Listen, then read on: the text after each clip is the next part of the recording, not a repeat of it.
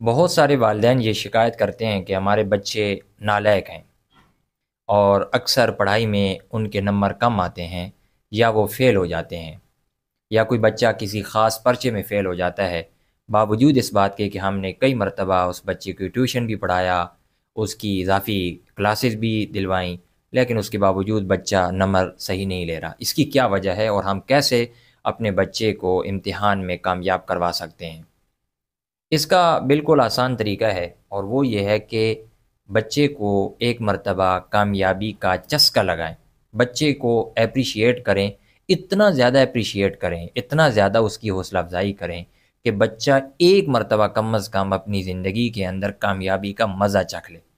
کیونکہ جب آپ کامیابی کا مزہ چکھ لیتے ہیں تو اس کے بعد آپ کو پیچھے رہنے کا شوق نہیں ہوتا، آپ کو پیچھے رہنے میں مزہ نہیں آتا۔ آپ چاہتے ہیں کہ ایک مرتبہ جب میں اس کام کو کر چکا ہوں تو دوبارہ بھی کر سکتا ہوں۔ اور یہ ایسا ہی ہے جیسے مثال کے طور پہ آپ کھانے کے لیے مختلف جگہوں پہ جاتے ہیں، ایک مرتبہ آپ نے بریانی کا ذائقہ چکھ لیا، یا ایک مرتبہ آپ نے مندی کھا لی، یا کوئی نیا کھانا جس کا ذائقہ آپ کو بڑا اچھا لگتا ہے، تو اس کے بعد آپ کیا کرتے ہیں؟ بار بار کھاتے ہیں، بلکہ جب کوئی بندہ آپ کا مہمان بنتا ہے آپ اس کو بھی لے کے جاتے ہیں اور کہتے ہیں اس کا ٹیسٹ چیک کریں کیونکہ یہ بہت پسندیدہ ہے۔ میں کئی ایسے یہاں ہمارے قریب میں ڈھابوں کو جانتا ہوں، کئی ایسے ڈھابے موجود ہیں یا ہوٹل موجود ہیں کہ جہاں پر لوگ لائنوں میں کھڑے ہوتے ہیں اور ان کا نمبر نہیں آ رہا ہوتا ہے کھانا کھانے کے لیے۔ تو یہ کیوں؟ اس لیے کہ وہ تو ہر روز یہیں سے کھانا کھاتے ہیں، لیکن اس کے باوجود جو ایک مرتبہ ذائقہ زبان کو لگ چکا ہے نا، وہ ختم نہیں ہو رہا۔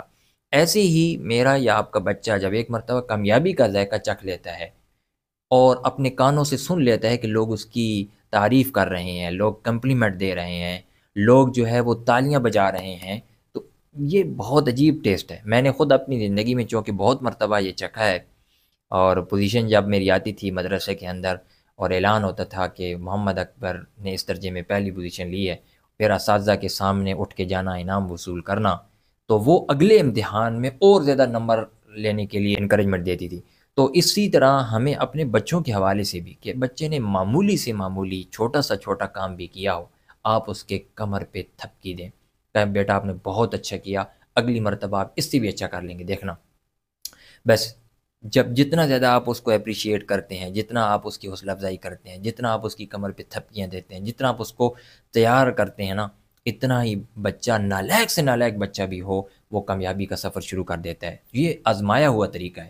آج ہی آپ اپنے، ہمارے ہاں ہوتا پتہ کیا ہے؟ ہمارے ہاں ہوتا یہ ہے کہ بعض والدین بالکل بھی حوصلہ افزائی نہیں کرتے۔ مجھے ایک دوست نے کہا کہ میری امتحان میں دوسری پوزیشن آئی، اور میں نے گھر میں جا کے والد صاحب کو بتایا کہ ابو میری دوسری پوزیشن آئی ہے، تو والد صاحب نے کہا کہ آپ نے پہلی کیوں نہیں لی؟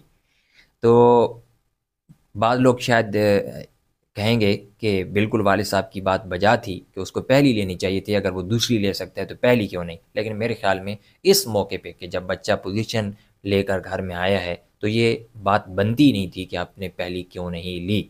اگر آپ اپنے بچے کو اوپر کی پوزیشن میں دیکھنا چاہتے ہیں تو اس کا طریقہ یہ نہیں ہوتا۔ اس وقت صرف اور صرف آپ کی طرف سے اس کو کمپلیمنٹ ملنا چاہیے، آپ کی طرف سے اس کی ایڈمائریشن ہونی چاہیے، آپ کی طرف سے اس کی تعریف ہونی چاہیے، اس کو ایڈمائر کریں، اس کے کام کو ایڈمائر کریں۔ ہاں، جب اگلی مرتبہ امتحان آئے تو امتحان سے پہلے آپ اس کو کہیں بیٹا آپ نے پچھلی مرتبہ تو دوسری پوزیشن لی تھی، لیکن اس مرتبہ آپ نے پہلی لینی ہے، کوشش آپ نے کرنی ہے پہلے کی، ٹھیک ہے نا؟ تو بات کرنے کا یہ انداز ہوتا ہے۔ تو ہمیں چاہیے کہ اپنے بچوں کی حوصلہ افزائی کریں، انشاءاللہ یہ چیز بچوں کے آگے بڑھنے کا ضرور سبب بنے گی۔